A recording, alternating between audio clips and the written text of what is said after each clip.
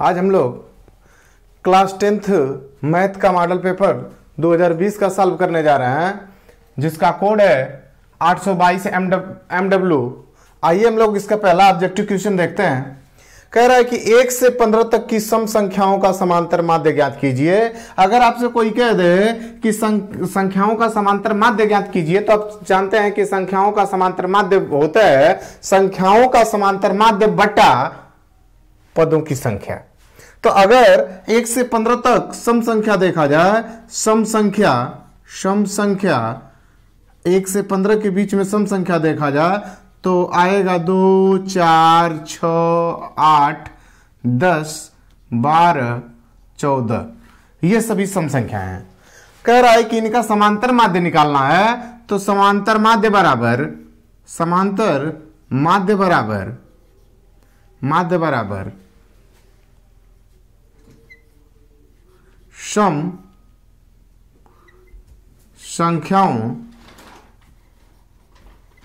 संख्याओं का योग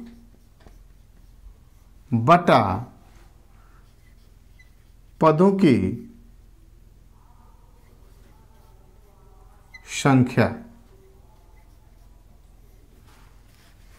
अर्थात समांतर माध्य अगर यहां से देखा जाए तो सम संख्या कितना हम लोग नोट किए हैं, 2, 4, 6, 8, 10, 12 और 14। आइए सबको ऐड कर लेते हैं। 2, 4, 6, 8, 10, 12, 14 अपन 1, 2, 3, 4, 5, 6, 7 पद हैं। पदों की संख्या 7 है। इसको जोड़ लीजिए। यहां से 6, 4, 10, 8, 2, 10, 10, 10, 20, 20, 10, 30, 30, 10, 40, 40, 10, 50, 50, 6, 56। इसको अगर आप जोड़ेंगे तो आएगा 56/7। इसको काट देंगे तो यहां से आएगा 7 × 8 = 56 अर्थात 8। इसका ये वाला ऑप्शन सही है, इसका बी वाला ऑप्शन सत्य है। आइए हम लोग अगला क्वेश्चन देखते हैं। इसका अगला क्वेश्चन हमसे कह रहा है कि साइन दूसरा ख वाला, पहले का ख कह रहा है, ध्यान से देखिए, पहले का ख कह रहा है कि साइन थीटा बराबर 4/5 है। साइन थीटा बराबर 4/5 है। तो कह रहा है कि cos थीटा, tan थीटा का मान ज्ञात कीजिए। tan थीटा का मान ज्ञात कीजिए। कह रहा है कि tan थीटा का मान ज्ञात कीजिए।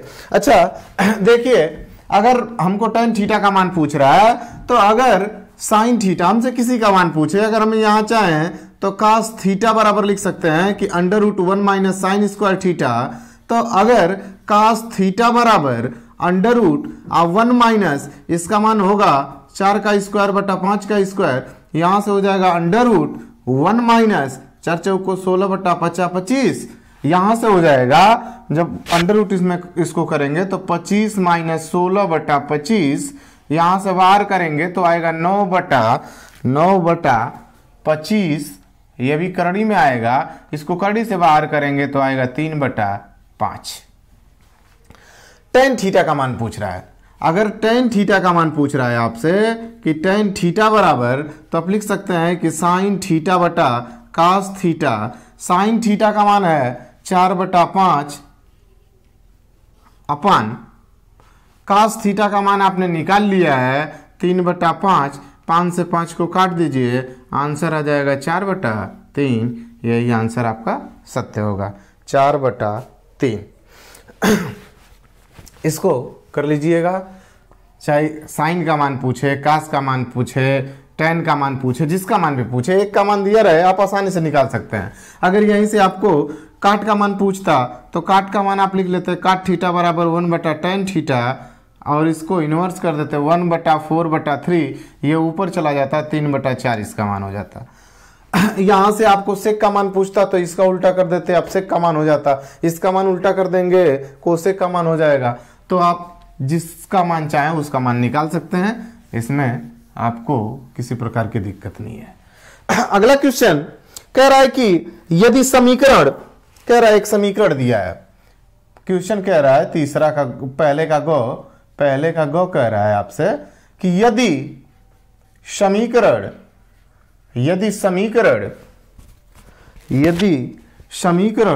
2x square minus 8x plus c बराबर 0 कह रहा है के मूल बराबर है, कह रहा है के मूल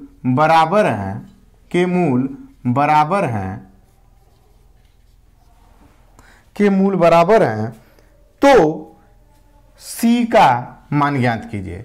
कह रहा है तो c का मान ज्ञात कीजिए। आइए हम लोग ऑप्शन नहीं लिखते हैं, बस ऑप्शन पर आप ट्रिक कर लीजिएगा। हम आपको तरीका बता देते हैं।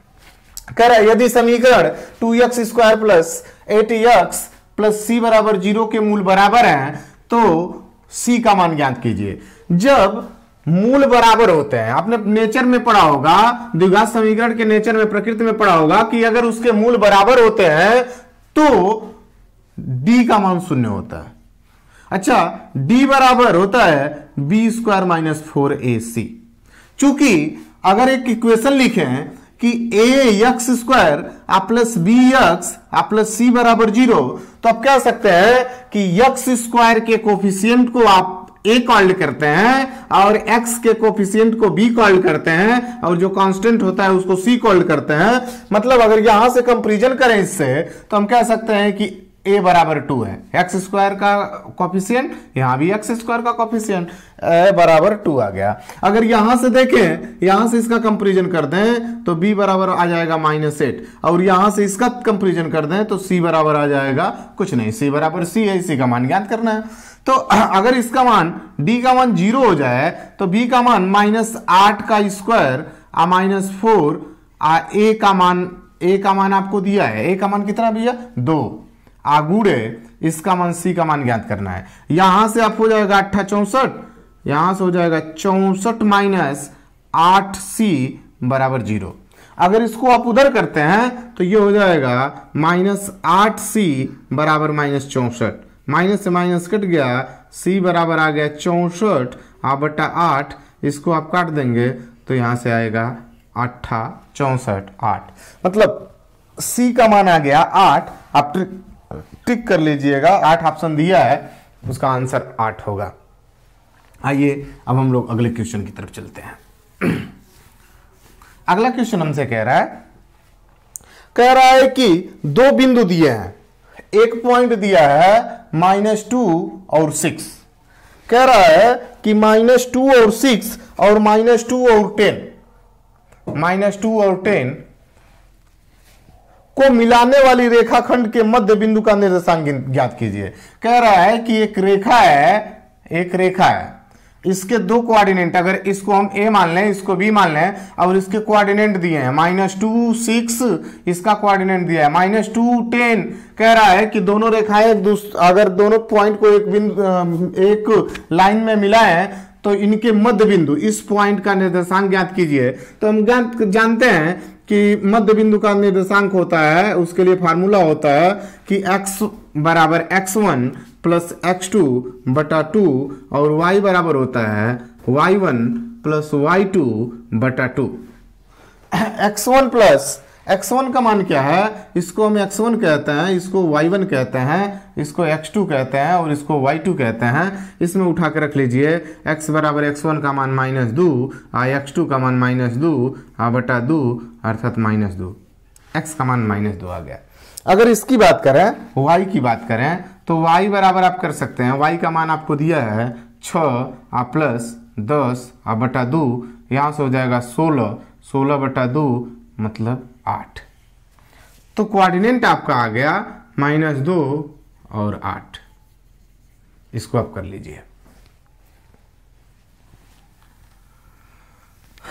ये रहा क्वेश्चन नंबर घ। अगला क्वेश्चन कह रहा है, पहले का कह रहा है एक आकृति बनाया है, वो भी सर्कल बनाया है। कह रहा है कि एक आकृति बनाया है और उसका केंद्र O है, केंद्र O से उसके रेडियस को उसके परिधि से मिला दिया है। और मिलाकर इसके ऊपर इससे स्पर्श रेखा खींच दिया है और कह रहा है कि अगर इसको O मान लिया जाए और इसको Q मान लिया जाए और इसको P मान लिया जाए और इस एंगल को 110 अंश मान लिया जाए, 110 अंश, तो कह रहा है कि अगर इसको T मान लो तो इसका एंगल कितना होगा। चूंकि आप जानते हैं कि त्रिज्या के साथ स्पर्श रेखा जो है वो 90 डिग्री का कोण बनाती है, तो ये 90 डिग्री, ये 90 डिग्री। चूंकि अगर ये देखा जाए तो इनके चारों कोणों का योगफल 360 अंश होता है। तो अगर हम इसको लिखना चाहें तो लिख सकते हैं कि हम केवल इसका मान निकाल लेते हैं। ये बहुत बड़ा क्वेश्चन नहीं है कि नंबर में आपको लगाना है, बहुत अधिक मान ज्ञात कर, बहुत अधिक परेशान होने की जरूरत नहीं है। हम इसको निकाल लेते हैं कि PTQ का मान पूछ रहा है हमसे। अच्छा, PTQ का मान पूछ रहा है तो इसका और इसका योगफल 180 अंश होता है, उसी तरीके से इसका और इसका योगफल, इसके सम्मुख कोणों का योग 180 अंश होता है। तो अगर इसको देख लिया जाए तो यहां से हम कह सकते हैं कि कोण POQ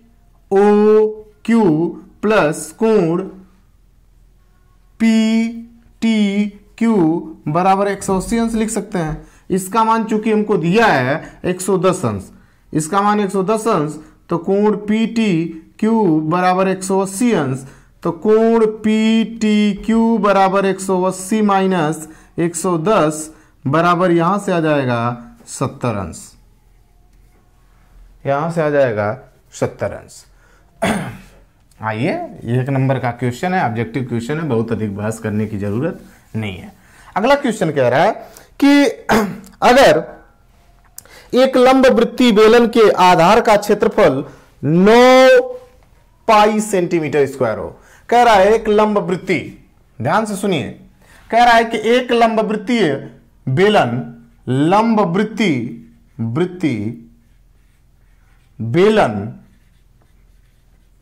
बेलन के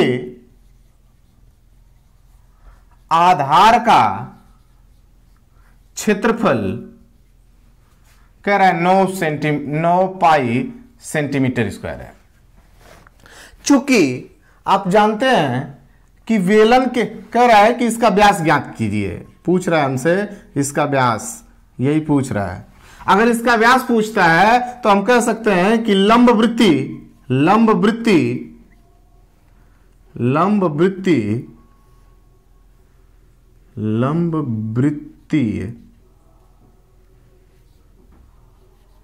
बेलन के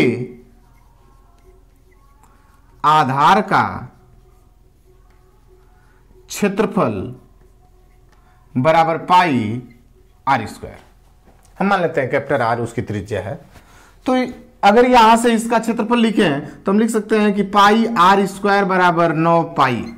अच्छा, पाई से पाई कट गया, आर स्क्वायर बराबर आ गया 9, तो आर बराबर आ गया √9, अर्थात 3 गुणे 3 √3, तो इसको हम लिख सकते हैं 3, अर्थात आर का मान आ गया 3 सेंटीमीटर।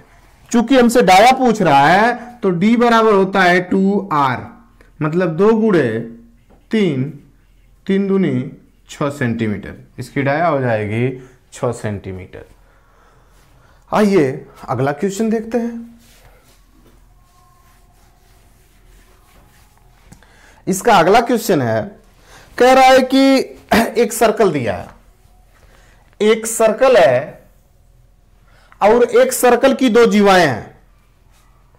एक जीवा, ये इसका केंद्र है O, एक जीवा है जिसको इसने कहा है कि ये A और B है।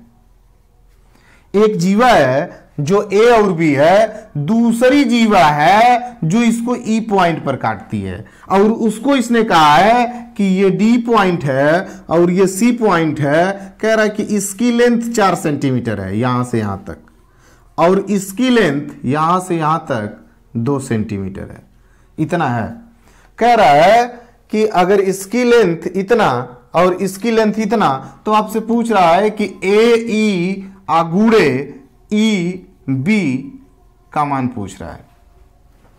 तो आप जानते होंगे कि जब दो जीवाएं एक दूसरे को काटती हैं तो जीवा की एक प्रमेय होती है कि अगर आप लिखना चाहें तो लिख सकते हैं कि CE आगुड़े ED बराबर AE आगुड़े EB।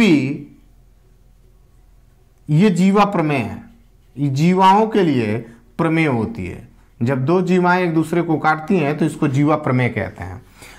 इसको अप्लाई कर दीजिए इस पर। CE इसका मतलब ये इसका मान 4 दिया है, इसका मान देख लीजिए 2 दिया है, इसका मान AE आगुड़े EB, इसका मान निकाल लीजिए AE आगुड़े EB बराबर 4 दूनी 8 सेंटीमीटर। चूंकि क्वेश्चन बहुत लंबा नहीं होगा क्योंकि एक नंबर में आपसे क्वेश्चन पूछा है तो उसको बहुत अधिक बड़ा लगाने का प्रयास ना करें। जितना पूछा जाए और जिस अनुपात में नंबर पूछा जाए उसी अनुपात में सवाल को लगाएं। अगला क्वेश्चन हमसे कह रहा है कि दूसरे का ख, क्वेश्चन नंबर दूसरे का ख हमसे कह रहा है, आप ध्यान से सुनिए। कह रहा है कि कोसेक, हमसे कह रहा है कि कोसेक 42 अंश आप बटा सेक 48 अंश का मान पूछ रहा है। अच्छा, इसका मान हम निकालना चाहें तो निकाल सकते हैं कि कोसेक 42 अंश को लिखना चाहें तो हम लिख सकते हैं कि 90 माइनस इतना डिग्री, 90 माइनस 48 डिग्री। आप बटा इसको लिख सकते हैं सेक 48 डिग्री। चूंकि कोसेक 90 माइनस थीटा बराबर होगा सेक थीटा, तो हम इसको लिखना चाहें तो लिख सकते हैं कि सेक 48 बटा सेक 48। ये इससे कट गया, इसका मान आ गया 1। चूंकि ये एक नंबर में है तो इससे अधिक बड़ा क्या लगाएंगे इसको। क्वेश्चन नंबर दूसरे का गो, क्वेश्चन नंबर दूसरे का गो क्वेश्चन क्या रहा है, ध्यान से देखिए क्या कह रहा है। कह रहा है कि एक चतुर्थांश है और उस चतुर्थांश में एक वर्ग बना है, एक चतुर्थांश में एक वर्ग बना है। तो कह रहा है कि अगर इसको O कह लें, इसको A कह लें, इसको P कह लें, इसको B कह लें, इसको Q कह लें और इसको C कह लें, और कह रहा है कि इस वर्ग की जो भुजा है ये है 20 सेंटीमीटर, यहां से यहां तक। सपोज करिएगा कि वर्ग है, तो ये छायांकित भाग है। कह रहा है कि इस छायांकित भाग का क्षेत्रफल ज्ञात कीजिए। सबसे पहले अगर देखा जाए तो ये एक सर्कल का कटा हुआ भाग है,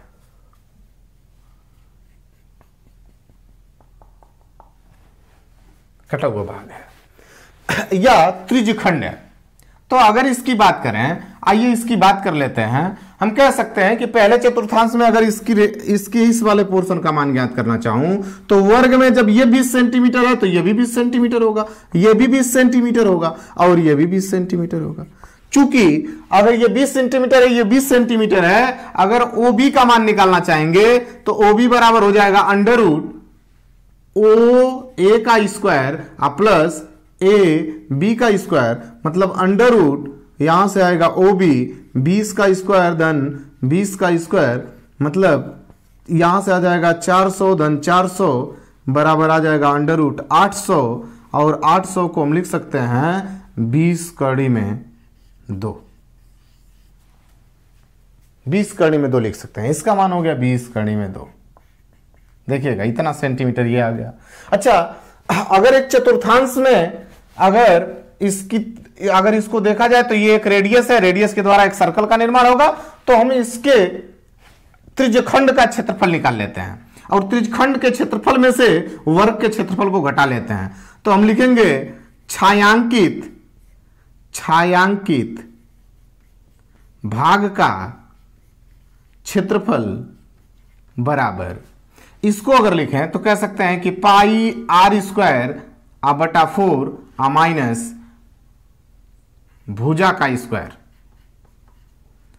अच्छा, पाई का मान 22/7, आर का मान है 20 गुणे 2 कड़ी में 2 का होल स्क्वायर आ बटा 4 आ माइनस यहां से है 20 का स्क्वायर, भुजा 20 ही सेंटीमीटर थी।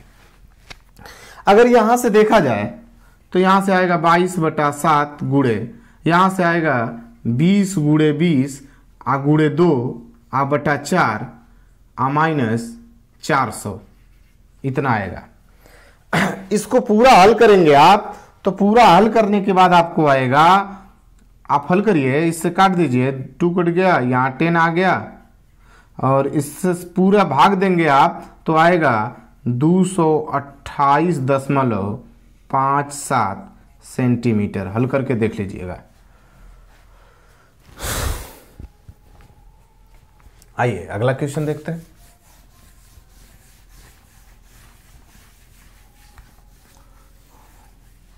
अगला क्वेश्चन है, कह रहा है कि एक पासे को एक बार उछालने पर अभाज्य संख्या प्राप्त होता है, होने की प्रायिकता ज्ञात कीजिए। कह रहा है एक पासे को एक बार उछाला जाए तो अभाज्य संख्या प्राप्त हो, तो अगर एक पासा है और उसको उछाला जाए तो हो सकता है कि उस पासे पर 1 आ जाए, हो सकता है कि उस पासे पर 2 आ जाए, हो सकता है कि उस पासे पर 3 आ जाए, हो सकता है 4 आ जाए, हो सकता है 5 आ जाए, हो सकता है 6 आ जाए।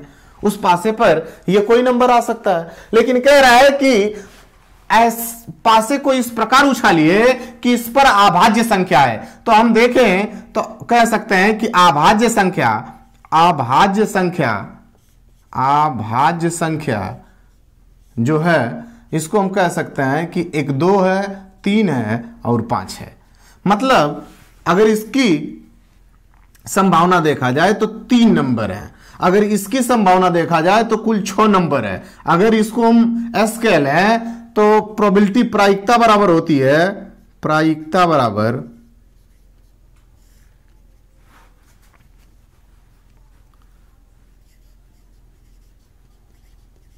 संभावना बटा कुल संभावना।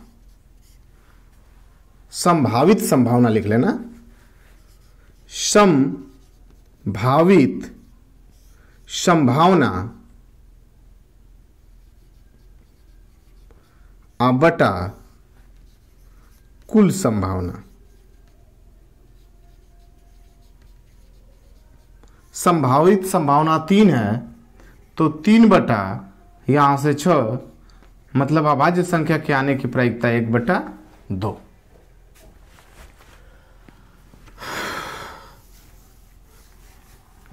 अगला क्वेश्चन देखते हैं। कह रहा है कि एक द्विघात समीकरण दिया है, आपको एक द्विघात समीकरण दिया है, ये तीसरे का कौ है, आप ध्यान से देखिएगा, तीसरे का कौ आपसे क्या कह रहा है कि एक द्विघात समीकरण है x square plus 2bx minus a square minus b square बराबर 0। कह रहा है कि इसका मान बताइए। चूंकि द्विघात समीकरण हल करना है आपको, और हल करके इसको हल करके अब मान बताना है, तो आप जानते हैं कि इसका गुणा आगे करते हैं तो इसके कुछ आगे कुछ नहीं है तो 1 है, इसका गुणा कर लीजिए। अगर यहां से देखें तो इसको 2 बार फैक्टर कर सकते हैं कि a माइनस बी और a प्लस बी। अगर दोनों को घटा के आपको लाना है 2bx, तो ऐसा करिए कि दोनों को घटाने पर 2bx आ जाए। तो अगर आप लिख लेते हैं कि एक्स स्क्वायर प्लस 2bx इसकी जगह पे लिख दीजिए, ऐसे लिखिए कि a plus b minus a minus b into x minus a square minus b square बराबर 0।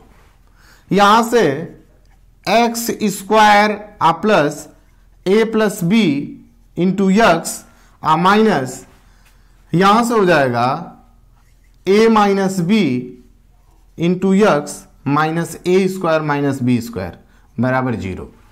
यहां से आप कॉमन ले लीजिए, x को कॉमन ले लीजिए, यहां से बच जाएगा x plus a plus B, और यहां से बच जाएगा माइनस, यहां से माइनस आप कॉमन कर लीजिए और a माइनस बी कर लीजिए, a माइनस बी कॉमन कर लीजिए। अच्छा, a माइनस बी कॉमन करेंगे तो यहां से सबसे पहले x बच जाएगा और यहां से बचेगा माइनस a प्लस, तो माइनस माइनस प्लस हो गया, a प्लस बी बचेगा बराबर 0 बचेगा। यहां से अगर देखा जाए तो यहां से एक फंक्शन बच गया a माइनस बी बराबर 0 और दूसरा फंक्शन बच गया x plus a plus B बराबर 0। दोनों से x का मान मन करे तो निकाल लीजिए, मन करे छोड़ दीजिए।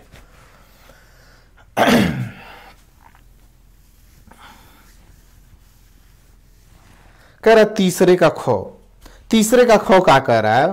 कह रहा है कि यदि रमेश किसी घोड़े के जीतने की प्रायिकता, यदि रमेश कोई घोड़ा चलाता है तो उसके घोड़े के जीतने की प्रायिकता 1/6 है। तो हम मान लेते हैं कि रमेश के घोड़े की प्रोबेबिलिटी जो है 1/6 है, जीतने की प्रोबेबिलिटी। दूसरा कह रहा है कि अगर उसी दूसरे घोड़े को या उसी घोड़े को उमेश चलाता है तो उसके जीतने की प्रोबेबिलिटी, कह रहा है कि अगर उसी घोड़े को उमेश चलाता है तो उसके जीतने की प्रोबेबिलिटी 1/8 है। तो कह रहा है कि इनमें से किसी के नहीं जीतने की प्रोबेबिलिटी क्या होगी? तो सबसे पहले मान लेते हैं कि या तो रमेश जीत लेता है या रमेश या उमेश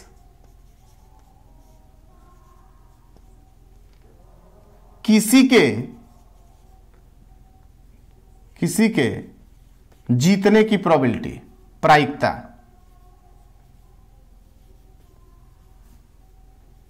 अगर देखा जाए तो रमेश जीतेगा तो उमेश नहीं, और उमेश जीतेगा तो रमेश नहीं, मतलब ये घटनाएं दोनों एक दूसरे से स्वतंत्र हैं। तो टोटल अगर इनकी प्रोबेबिलिटी निकाला जाए तो हम कह सकते हैं कि P R plus P U, अर्थात पी आर का मान है 1/6 धन इसका मान है 1/8, दोनों का एलसीएम लेंगे तो 48 हो जाएगा। यहां से लेंगे तो 8 आएगा, यहां से 6, मतलब 8 6 14/48 आ जाएगा। इसको काट लेंगे तो 7/7 आएगा 24। ये तो उनके जीतने की प्रोबेबिलिटी हो गई। कह रहा है कि उनमें से किसी को नहीं जीतने की प्रोबेबिलिटी, उनमें से किसी के नहीं जीतने की प्रायिकता, जीतने की प्रायिकता। अगर उनमें से किसी को नहीं जीतना है तो आप कह सकते हैं कि 1 माइनस 7/24, यहां से एलसीएम ले लीजिए 24, यहां से आ जाएगा 24 माइनस 7, इसको घटाएंगे तो आएगा 17/24, मतलब उसमें से किसी के ना जीतने की प्रोबेबिलिटी हो जाएगी 17/24।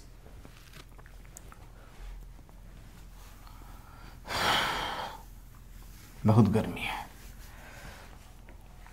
अगला क्वेश्चन कह रहा है कि दो